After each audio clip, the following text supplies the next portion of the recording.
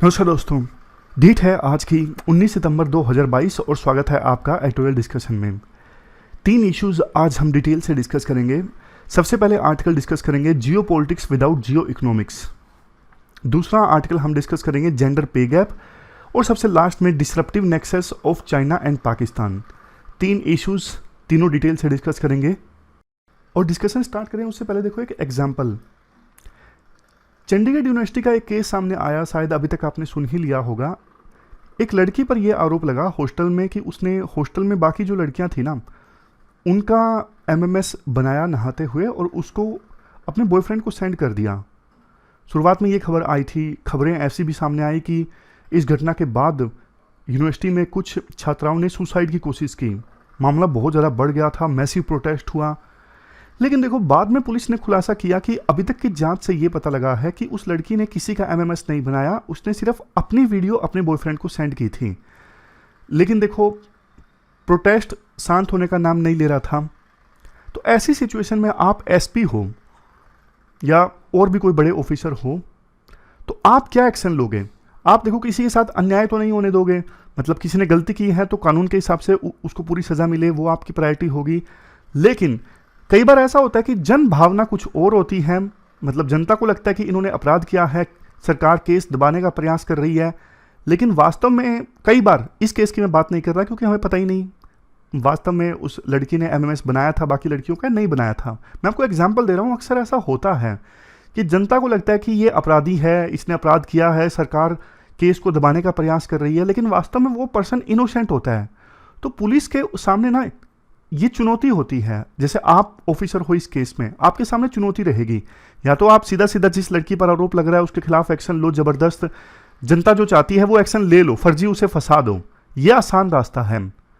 लेकिन देखो कुछ समय के लिए आसान लग सकता है, बट बाद में वो केस कोर्ट में भी जाएगा।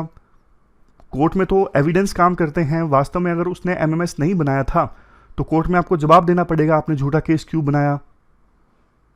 तो ऑफिसर का स्टैंड देखो इसके ऐसे केसेस में ना यही होना चाहिए कि वो सिर्फ और सिर्फ ऑब्जेक्टिविटी के आधार पे काम करे, फैक्ट्स के आधार पर।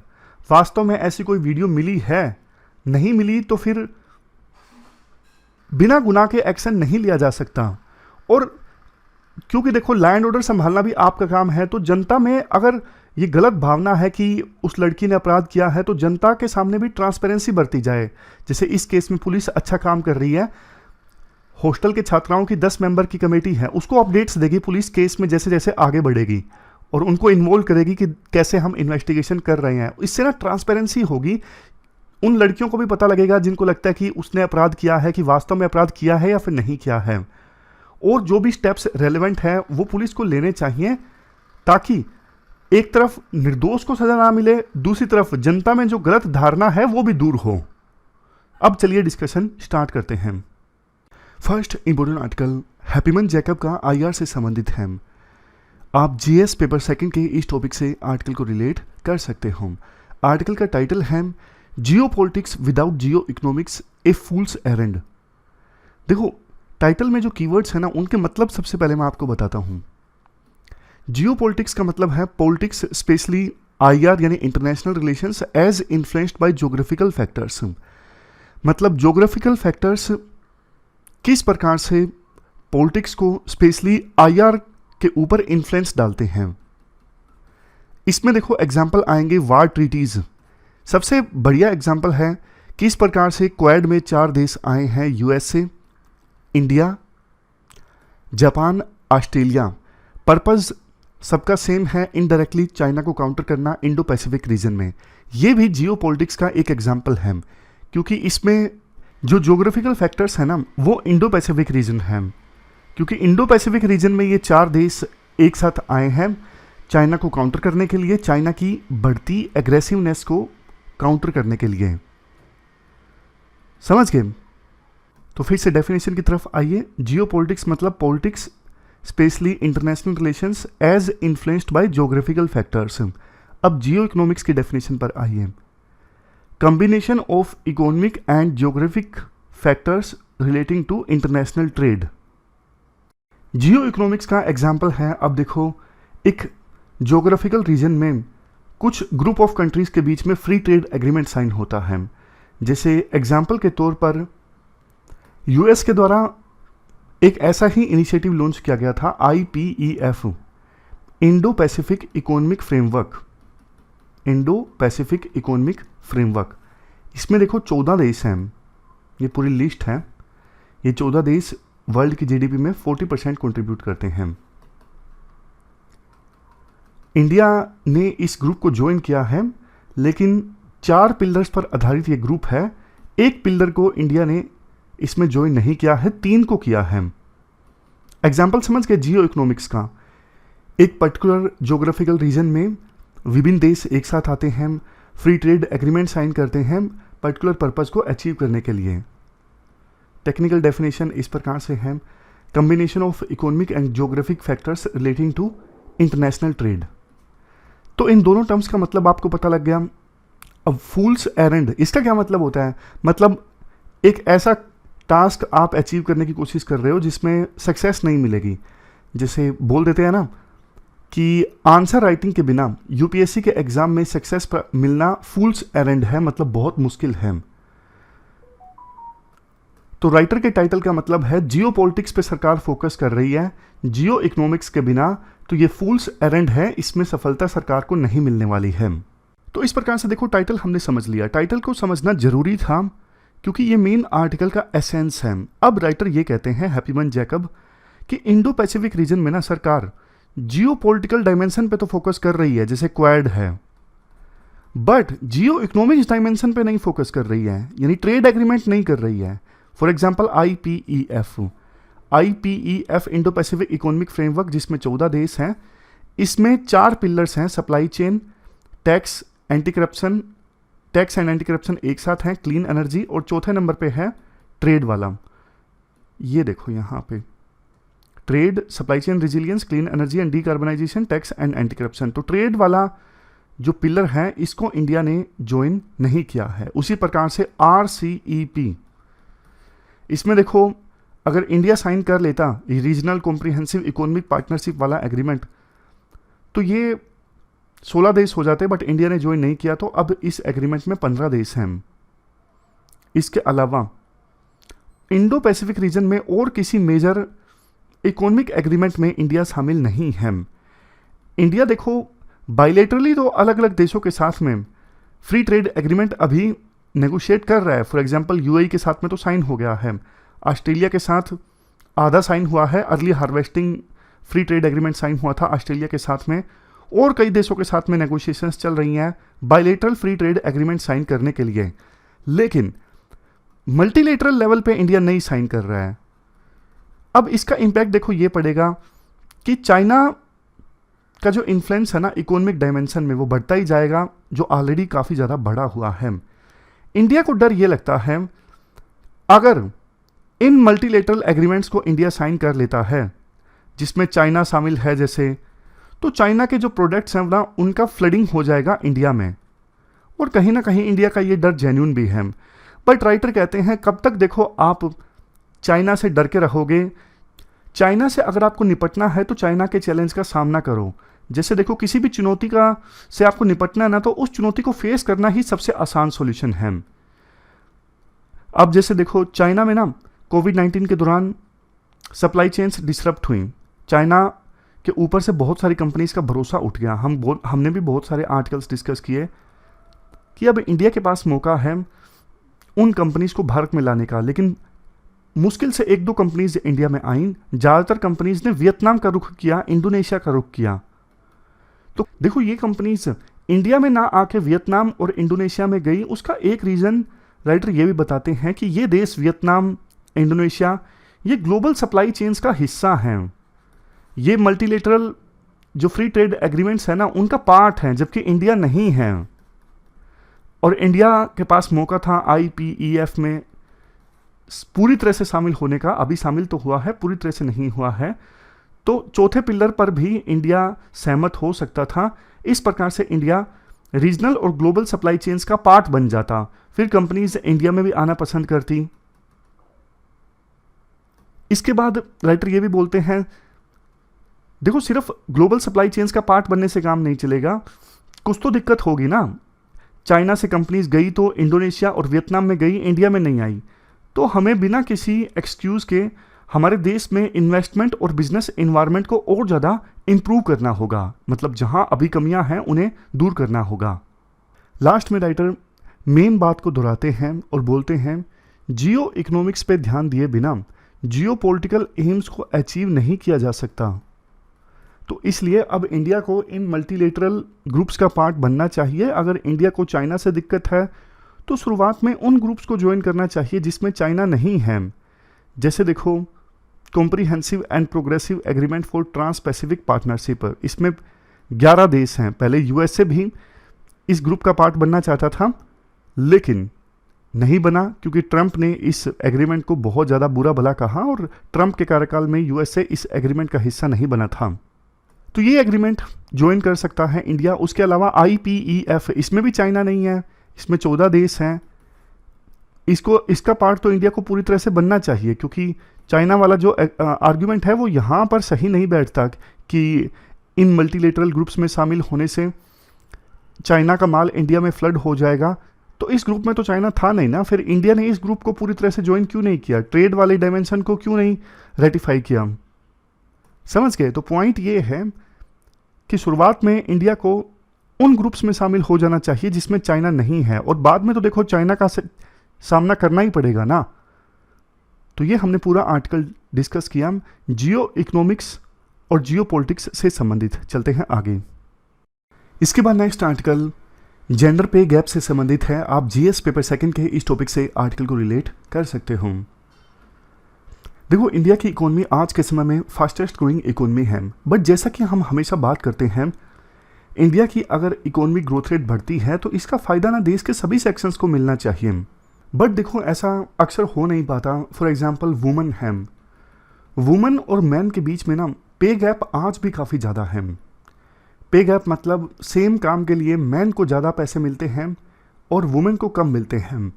अब देखो, ऐसा गवर्नमेंट जॉब्स में या फिर जो फॉर्मल सेक्टर की प्राइवेट कंपनीज हैं उनमें तो होगा नहीं, जाहिर तौर पर इनफॉर्मल सेक्टर में ये ज़्यादा होता है। मतलब फॉर्मल सेक्टर में तो इसलिए भी नहीं होता ना क्योंकि सरकार के कानून हैं, अगर कोई कंपनी ऐसा करेगी तो उसके खिलाफ में कार्रवाई हो जाएगी। बट फॉर्मल सेक्टर को सरकार रेगुलेट ही नहीं कर पाती। तो मैन और वुमेन के बीच में जो पे गैप है ना, वो पहले की अपेक्षा कर तो कम हुआ है। 1993-94 में ये 48% था, बट देखो 2018-19 में ये 28% हो गया, लेकिन कोविड-19 की वजह से फिर से बढ़ गया 7% और। अगर अब बात करें कि पे गैप होता क्यों है मैन और वुमेन के बीच में, देखो कुछ रीजंस तो हो सकते हैं, जेन्युइन हो, एजुकेशन, स्किल, एक्सपीरियंस, इन सब का अभाव हो वुमेन में, इस वजह से उन्हें कम सैलरी मिलती है। बट देखो, अक्सर ये सब चीज़ें सिमिलर हों तो भी देखो पे गैप में डिफरेंस देखने को मिलता है। मतलब कई बार तो ऐसा भी देखने को मिलता है, मदर्स को कम वेजेस मिलेंगे और नॉन मदर्स को ज़्यादा वेजेस मिलेंगे। और बहुत जगह ऐसी होती हैं जहां महिलाओं के काम को कम करके आंका जाता है कि ये काम तो आसान है, इतना मुश्किल नहीं है, तो उसके लिए कम वेजेस दिए जाते हैं। बट देखो, इंटरनेशनल लेवल पे अब UN ने चैलेंज लिया है कि इस जेंडर पे गैप को ख़त्म करना है। ILO ने अपने संविधान में ये प्रोविज़न शामिल किया है, equal pay for work of equal value. इसके अलावा एक कन्वेंशन भी है, convention on the elimination of all forms of discrimination against women, CEWAW। अब ऑल फॉर्म्स ऑफ डिस्क्रिमिनेशन में ये भी तो डिस्क्रिमिनेशन है ना, जेंडर पे गैप वाला, तो इस पर भी ध्यान देती है ये कन्वेंशन। बात करें इंडिया की, इंडिया ने क्या किया है जेंडर पे गैप को ख़त्म करने के लिए। 48 में एक्ट आया मिनिमम वेजेस एक्ट, 1976 में एक्ट आया इक्वल रीनमरेशन एक्ट। इसके अलावा 2019 में कॉम्प्रिहेंसिव रिफॉर्म्स आए थे लेबर लॉ से संबंधित, और कोड ऑन वेजेस भी सरकार ने फॉर्मुलेट की थी। मनरेगा आया 2005 में। मनरेगा से देखो दो फायदे हुए। डायरेक्ट फ़ायदा तो ये हुआ, मनरेगा में वेजेस ठीक ठाक मिलते हैं। मतलब इस पर भी एक्सपर्ट्स क्वेश्चंस रेज करते हैं कि मनरेगा में वेजेस कम है, लेकिन मनरेगा से पहले तो वेजेस और भी कम मिला करते थे रूरल एरियाज़ में। तो मनरेगा ने थोड़ी सी सिचुएशन ठीक की। तो ये डायरेक्ट इम्पैक्ट हुआ कि मनरेगा में जो महिला वर्कर्स काम करती हैं उनको रिलेटिवली ज़्यादा वेजेस मिलते हैं। इसके अलावा अब चूँकि देखो मनरेगा में वेजेस ज़्यादा मिलते हैं, तो इसके अलावा गांव में, देहात एरियाज़ में, रूरल एरियाज़ में कुछ दूसरी एक्टिविटीज़ होती हैं ना काम संबंधित, उसके लिए भी महिलाएं मनरेगा जितने वेजेस की डिमांड करती हैं, भाई जितने कम से कम मनरेगा में मिलते हैं उतने तो मिले, और ऐसा होता भी है, एम्प्लॉयर्स को उतने वेजेस देने पड़ते हैं। तो मनरेगा के डायरेक्ट और इनडायरेक्ट दोनों तरह के फ़ायदे हुए हैं। इसके अलावा सरकार और क्या कर रही है? सरकार ने मैटरनिटी बेनिफिट एक्ट ऑफ 1961 में बदलाव किया। पहले 12 हफ्तों की मैटरनिटी लीव मिलती थी, अब 26 हफ्तों की मैटरनिटी लीव मिलेगी अमेंडमेंट के बाद में। तो इससे फ़ायदा हुआ है। स्किल इंडिया मिशन में महिलाओं को मार्केट रेलेवेंट स्किल्स सरकार प्रोवाइड कर रही है, ताकि स्किल के नाम पे महिलाओं को कम वेजेस ना दिए जाएं। मतलब सरकार प्रयास तो कर रही है, बट देखो इसी गति से चलते रहे ना तो 70 साल पूरे लग जाएंगे जेंडर पे गैप को ख़त्म करने में। सस्टेनेबल डेवलपमेंट गोल 8 जो है वो भी जेंडर पे गैप को ख़त्म करने की बात करता है। क्या है UN sustainable development goal 8? Achieving full and productive employment and decent work for all women and men including young people and persons with disabilities. और उसके बाद लास्ट कंपोनेंट है इस गोल नंबर 8 का, equal pay for work of equal value. इसके अलावा देखो एक एपिक इनिशिएटिव है, equal pay international coalition, EPIC. इसको ना कई सारी ऑर्गेनाइजेशंस ने मिलकर लॉन्च किया था। एपिक को कौन कौन सी ऑर्गेनाइजेशंस ने मिलकर लॉन्च किया था? जैसे देखो OECD है, ILO है, ILO मतलब international labour organisation, UN women है, इन तीनों ने मिलकर लॉन्च किया था, ILO, OECD और UN वुमेन। मकसद इस एपिक इनिशिएटिव को लॉन्च करने का यही था, इक्वल पे इंश्योर करना, इक्वल वर्क के लिए, चाहे वो वुमेन हो या फिर मैन हो। लास्ट में राइटर ये बोलते हैं, आज के समय में देखो जेंडर पे गैप को ख़त्म करने के लिए equal pay for work of equal value बहुत ज़्यादा ज़रूरी है। इससे ना सिर्फ वुमेन को फ़ायदा होगा बल्कि देश की इकोनॉमिक ग्रोथ के लिए भी ये बहुत ज़्यादा ज़रूरी है। तो ये पूरा आर्टिकल हमने डिस्कस किया, चलते हैं आगे। इसके बाद next article disruptive nexus of China and Pakistan से संबंधित है। देखो चाइना और पाकिस्तान के बीच ज़बरदस्त अलायंस देखने को मिलता है। दोनों देश बोलते हैं हमारी जो दोस्ती है माउंट एवरेस्ट से ऊंची है, शहद से मीठी है, समुद्र से गहरी है, ऐसी ऐसी बातें दोनों देश करते हैं। आप GS पेपर 2 के इस टॉपिक से आर्टिकल को रिलेट कर सकते हो। अभी देखो कंटेक्स्ट ये है, UN सिक्योरिटी काउंसिल की ना एक कमेटी है जिसका नाम है अल कायदा एंड ISIL यानी दाइश सैंक्शन कमेटी, जिसको एक और नाम से भी जाना जाता है UNSC 1267 कमेटी। अब ये कमेटी जो है ना, मुंबई बम धमाकों में जो इंडिया का मोस्ट वांटेड है ना साजिद मीर, इसको टेररिस्ट डेजिग्नेट करना चाहती थी, बट चाइना ने ऐसा नहीं करने दिया। चाइना ने अपनी वीटो पावर का इस्तेमाल कर लिया। इससे पहले भी चाइना काफ़ी बार कुछ लोगों को टेररिस्ट डेजिग्नेट होने से रोक चुकी है, जैसे अब्दुल रहमान मक्की, अब्दुल रऊफ अजहर। ये जो मक्की है ये लश्कर तोयबा का मेंबर है, और अब्दुल रऊफ अजहर ये जैसे मोहम्मद का, दोनों टेररिस्ट हैं। जब ये कमेटी UNSC की इनको टेररिस्ट डेजिग्नेट करना चाहती थी तो चाइना ने अपनी वीटो पावर का इस्तेमाल कर लिया। इवन जैसे मोहम्मद चीफ मसूद अजहर, इसको भी 10 साल तक चाइना ने लगातार टेररिस्ट डेजिग्नेट नहीं होने दिया। ये सारे टेररिस्ट जो हैं वो पाकिस्तान की धरती पर पनपते हैं। पाकिस्तान का डीप स्टेट इन्हें सपोर्ट प्रोवाइड करता है। और काफ़ी हैरानी की बात है, चाइना एक प्रकार से ऐसा करके पाकिस्तान के टेररिज्म स्टेट वाले टैग को और ज़्यादा रिफाइंड कर रहा है पाकिस्तान को, बल्कि इससे और नुकसान होगा। फाइनेंशियल एक्शन टास्क फोर्स ने ऑलरेडी पाकिस्तान को ग्रे लिस्ट में डाला हुआ है। पाकिस्तान काफ़ी समय से प्रयास कर रहा है इस लिस्ट से बाहर निकलने के लिए, नहीं निकल पा रहा है। अब हालांकि ऐसी खबरें आई थी कि इस लिस्ट से पाकिस्तान बाहर निकल सकता है, लेकिन पॉइंट ये है कि चाइना क्यों पाकिस्तान को टेररिस्ट स्टेट बनाए रखना चाहता है। देखो बात सिर्फ ये नहीं है कि चाइना और पाकिस्तान का नेक्सस देखने को मिलता है टेररिज्म के मुद्दे पर, लेकिन और भी बहुत सारे इश्यूज हैं। जैसे पाकिस्तान के पास ना अभी न्यूक्लियर वेपन्स हैं, और एक्सपर्ट्स का ये मानना है, ज़्यादातर एक्सपर्ट्स का, कि चाइना ने पाकिस्तान की मदद की थी न्यूक्लियर वेपन्स को हासिल करने में। इसके साथ साथ देखो CIA जो US की खुफिया एजेंसी है ना, इसने आरोप लगाया था, रिपोर्ट किया था 1991 से लेकर 93 के बीच में चाइना ने 34 M11 short range missiles Pakistan को दी थी और ये मिसाइल टेक्नोलॉजी कंट्रोल रेजिम के अगेंस्ट था।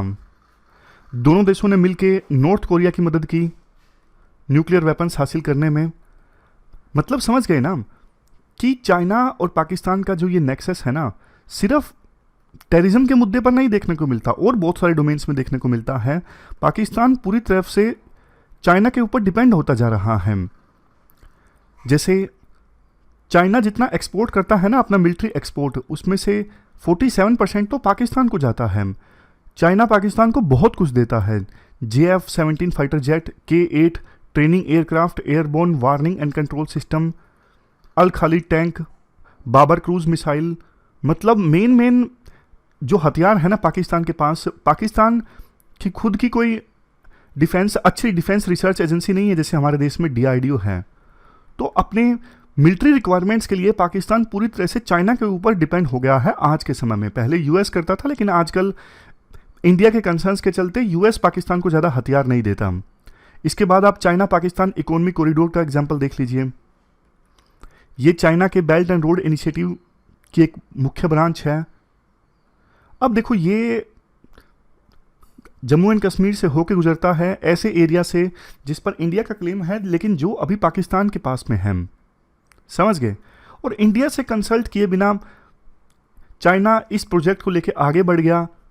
इंडिया के अनुसार ये जो प्रोजेक्ट है ना, CPEC, इंडिया की सोवरेनिटी के अगेंस्ट है, क्योंकि ऐसे जम्मू एंड कश्मीर के पार्ट से गुजरता है जिस पर बेशक अभी पाकिस्तान का कब्जा है, लेकिन वो इंडिया का पार्ट है। देखो, ये सारे एग्जाम्पल्स ना ये शो करते हैं कि चाइना ना पाकिस्तान को एज ए टूल इस्तेमाल करता है इंडिया के अगेंस्ट।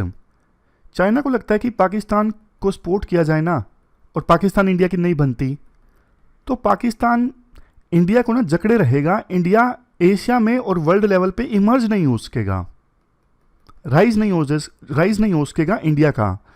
अब सोच के देखिए, छोटा सा एग्जांपल लीजिए, जम्मू एंड कश्मीर है। जम्मू एंड कश्मीर में हमारी फोर्सेस तैनात हैं, बॉर्डर पर तैनात हैं, इतनी ज़्यादा, बहुत खर्चा भी होता है। अब अगर इंडिया और पाकिस्तान के बीच में टेंशन्स ना होती तो उतनों पैसों का इस्तेमाल होता देश की इकोनॉमी में कहीं और, कैपिटल इंफ्रास्ट्रक्चर के लिए, तो इंडिया की इकोनॉमी कितना तेज़ी से राइज करती। अब देखो, जम्मू एंड कश्मीर में अगर सिचुएशन सही रहती तो दुनिया भर के टूरिस्ट यहाँ पे आते बहुत बढ़िया ढंग से घूमने के लिए, इससे बहुत फ़ायदा होता देश को। लेकिन जानबूझ के पाकिस्तान ऐसा होने नहीं देता है, पाकिस्तान का भी इससे नुकसान होता है।